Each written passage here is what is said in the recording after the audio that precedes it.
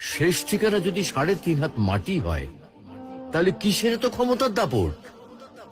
ভোর 5টায় মৃত্যু, সকাল 6টায় জানিয়ে দেওয়া হবে মাইকে, 8টায় শেষ গোসল করানো হবে, 9টায় তোমাকে নতুন কাপড়ে সাজানো হবে, জোহর নামাজের পরে তোমার আলিশান বাড়ি থেকে বের করে নিয়ে যাওয়া হবে, 2টায় তোমার জানাজার নামাজ পড়ানো হবে, 2:30টায় তোমাকে কবরে নামিয়ে ফেলা হবে।